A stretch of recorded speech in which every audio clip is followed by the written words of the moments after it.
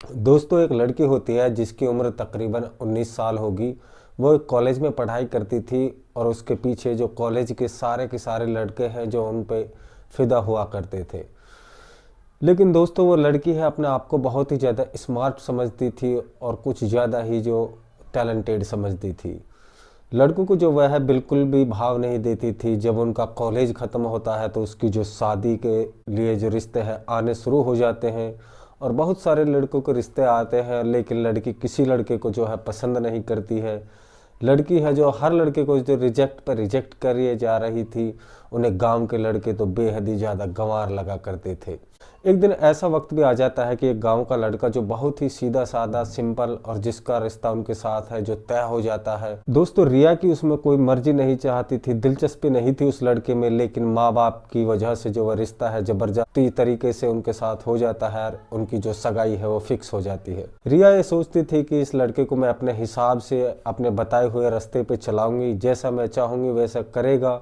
वो लड़का है बिल्कुल ही सीधा साधा लड़का था और उन्होंने मात्र 12वीं तक पढ़ाई की थी। दोस्तों, शादी होने के बाद जब रिया है उस लड़के जिसका नाम होता है सुरजीत सुरजीत के घर आती है तो सुहाग रात की रात होती है। और रात में जब सुरजीत है जो रिया के कमरे में जाता है तो वो उनसे मीठी बात करने की कोशिश करता है।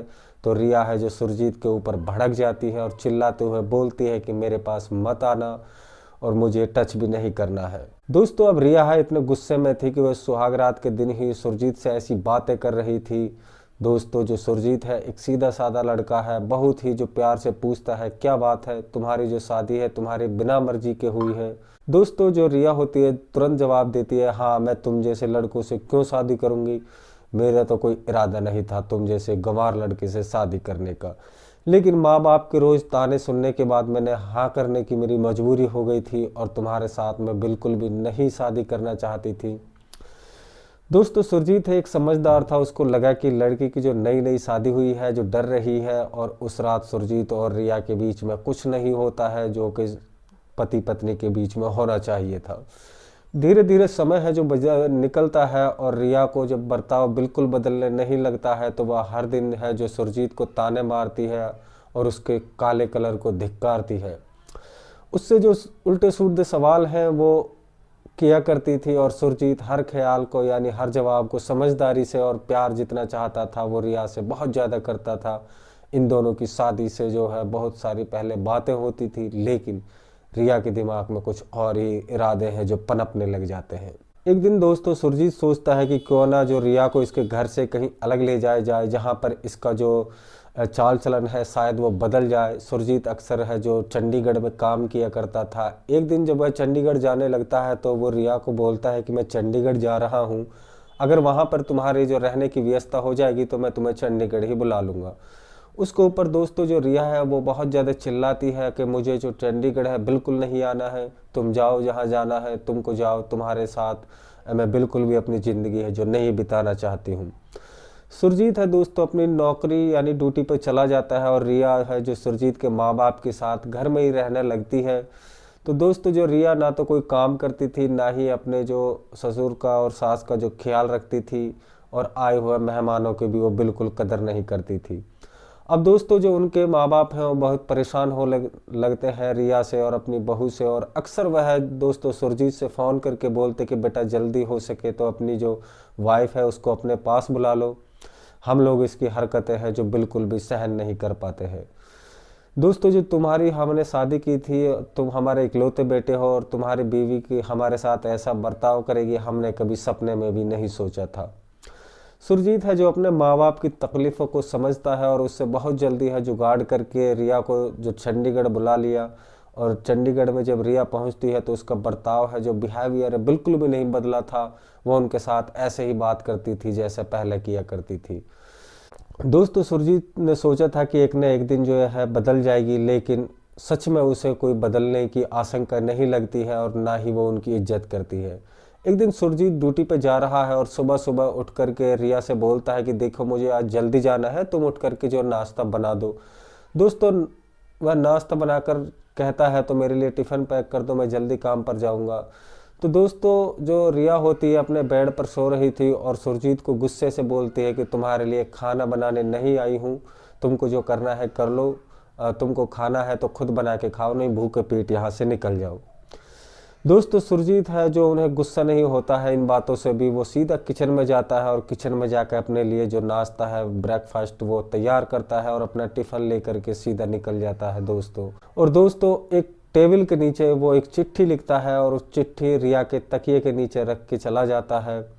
वह अपनी ड्यूटी जाने के बाद सुरजीत है 11 बजे के लगभग उनका जो लंच होता था और वो रिया को फ़ोन करता है। रिया है जो उठ गई, क्या बोलती है, हाँ बोलो क्या काम है। दोस्तों सुरजीत है जो रिया को बोलता है कि तुम्हारे तकिए के नीचे मैंने एक चिट्ठी लिखी है, उसको तुम पढ़ लेना और उसके बाद जो तुम्हारे दिल में आए वो करना। रिया है तुरंत जाती है और तकिया उठाती है और चिट्ठी देखती है। उसमें लिखा था कि रिया मैं तुमसे बहुत प्यार करता हूँ और मैं इतना प्यार करता हूँ कि शायद इस दुनिया में कोई किसी को नहीं करता होगा। तुम मेरे साथ ऐसा बिहेवियर करती हो कि मैं तुमको ऐसा ही प्यार करता रहूँगा और ज़िंदगी भर करूँगा। अगर तुम उड़ गई हो तुम अपना जो है नाश्ता खा लो और अच्छे से अपने जो है दिन गुजारो। अगर ज़रूरत पड़े तो अलमारी में कुछ पैसे रखे हैं, जाकर ले लेना और कुछ मार्केट से जाके अपने लिए ख़रीद लेना। शाम को मैं जल्दी आ जाऊंगा। और इतना सुनने के बाद रिया के दिमाग में भी कोई असर नहीं पड़ता है। वह इतना सुलझा हुआ व्यक्ति उनका जो पति था और इतना प्यार करने वाला पति था, लेकिन रिया के इरादे में कोई बदलाव आने वाला नहीं था। दोस्तों सुरजीत है जो हर तरीके से वो कोशिश करता है कि इसे जो उनकी पत्नी है जो उसे अपना ले और उनसे प्यार करने लगे, लेकिन रिया के दिमाग में न जाने कौन सा भूत सवार था। वह सुरजीत की जरा भी इज्जत नहीं किया करती थी। उन पैसों को वो ले लेती है और एक मार्केट में जाती है और कुछ शॉपिंग करने पर वहाँ है जो रिया को उसकी एक फ्रेंड है बचपन की, वह उसकी भी शादी हो गई थी जिसका नाम होता है दीपा। और दीपा अपने पति के साथ ही बहुत ज़्यादा पैसे वाला था, जो एक बहुत ही बड़ा बिजनेसमैन था।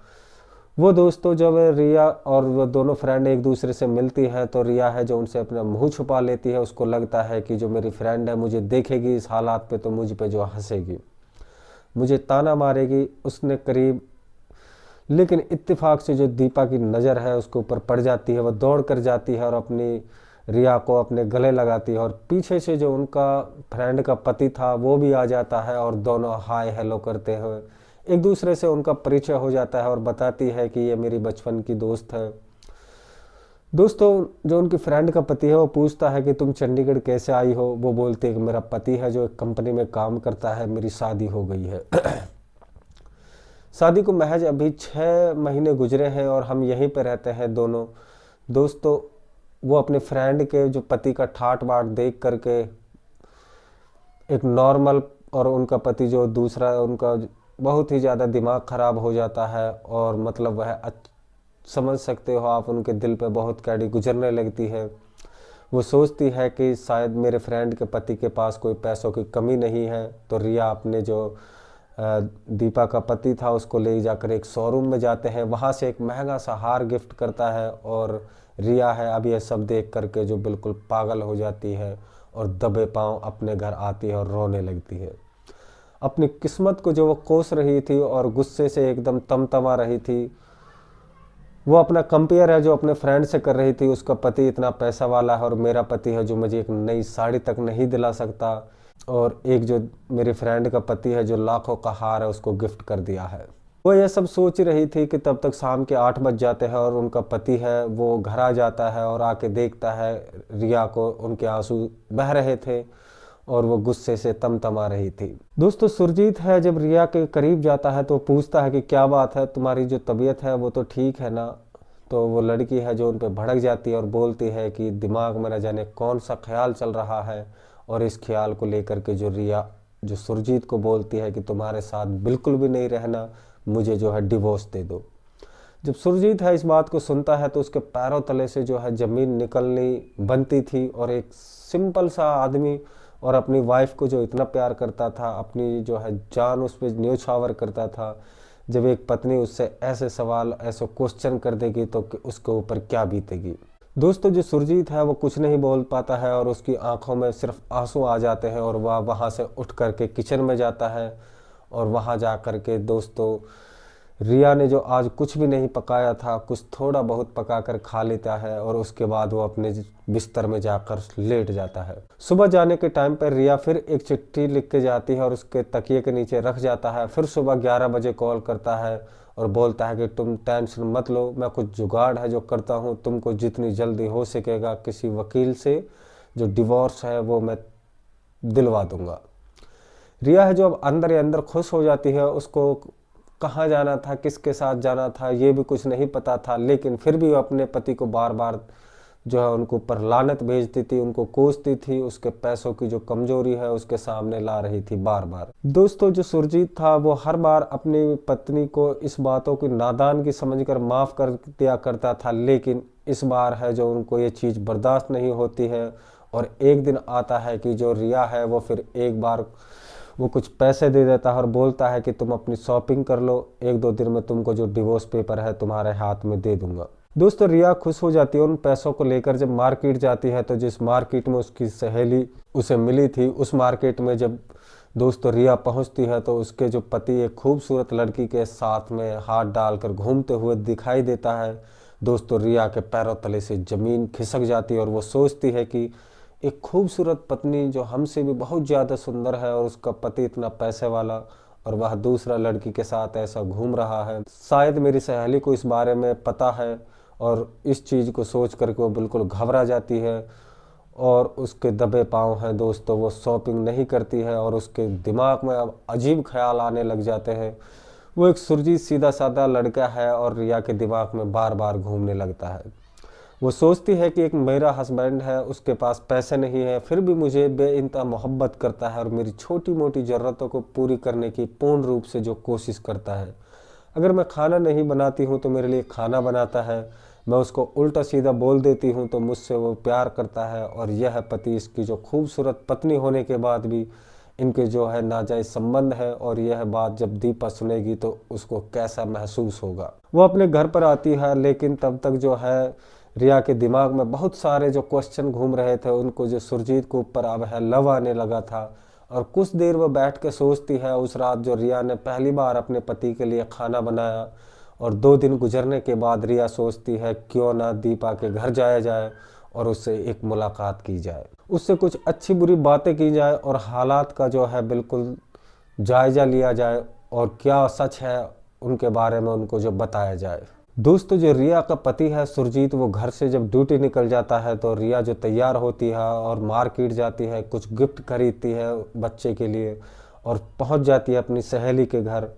और घर पहुंचती है तो वहां पे कुछ आवाज़ें उसको सुनाई देता है जिनसे महसूस वो करती है कि दीपा का पति जो दीपा को बुरी तरीके से मार रहा है और वह उनसे बहस कर रहा है। दोस्तों दीपा बोल रही थी कि तुम्हारे पास इतनी खूबसूरत पत्नी है, मैं तुम्हारे साथ ऐसा क्या नहीं करती हूँ जो तुम दूसरी औरतों के पीछे पड़े रहते हो।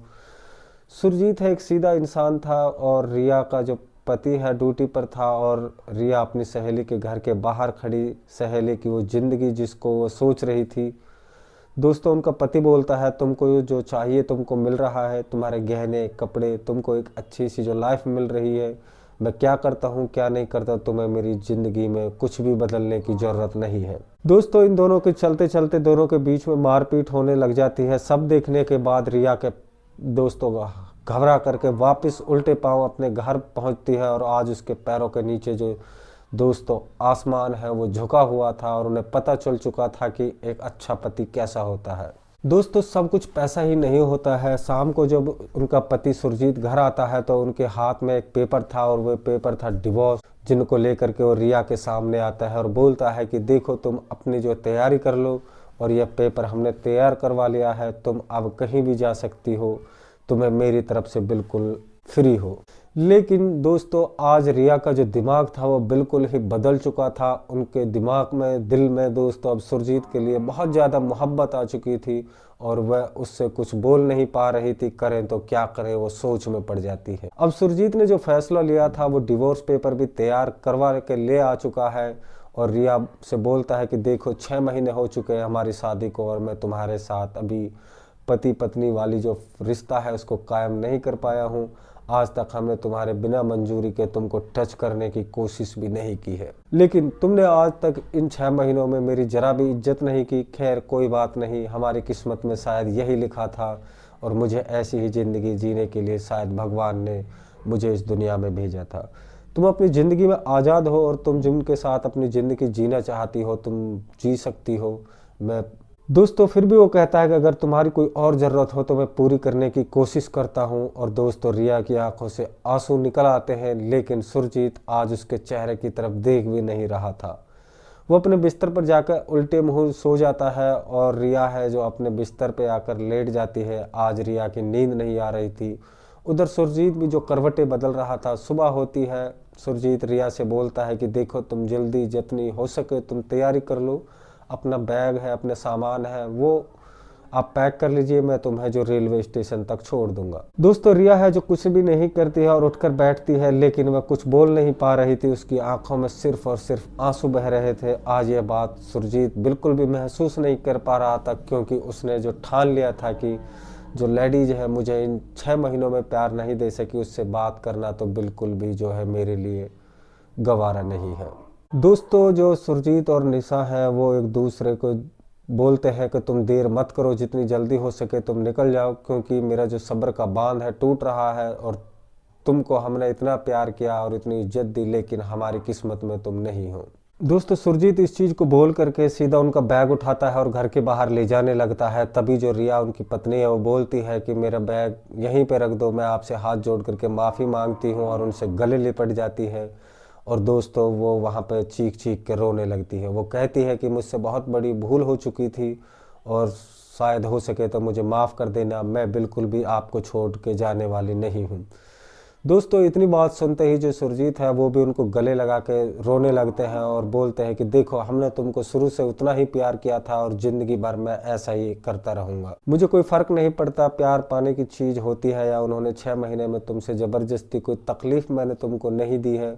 तुम जैसा चाह रही थी हमने वैसा ही किया और मन से मुझे अपना रही हो और ज़िंदगी में ऐसे सवाल जवाब मुझसे नहीं करोगी, तुम मेरे साथ ज़िंदगी अच्छे से गुजार सकती हो। अब आज के दिन दोस्तों जो रिया है बिल्कुल दूसरी दुनिया में वो एंटर कर चुकी थी और पिछली ज़िंदगी यानी पास्ट को अपने को भुला चुकी थी। उनको पता चल चुका था कि आखिर पैसा ही सब कुछ नहीं होता है।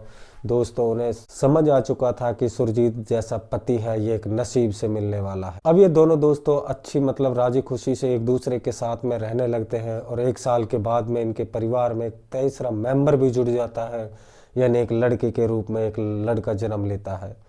इसकी दुनिया है जो अब बिल्कुल ही जन्नत के जैसी हो जाती है, यानी कि अब उन्हें हर खुशी मिलने लगी थी। दोस्तों इस कहानी के माध्यम से हमारा किसी का दिल दुखाने का उद्देश्य बिल्कुल भी नहीं था। हम जो भी बताते हैं उसमें कोई ना कोई एक जागरूकता जरूर छुपी होती है समाज के लिए। दोस्तों आप लोगों ने इस कहानी से क्या सीखा हमें कमेंट करके ज़रूर बताना है, और आपको हमारी कहानी कैसी लगी ये भी ज़रूर बताना है।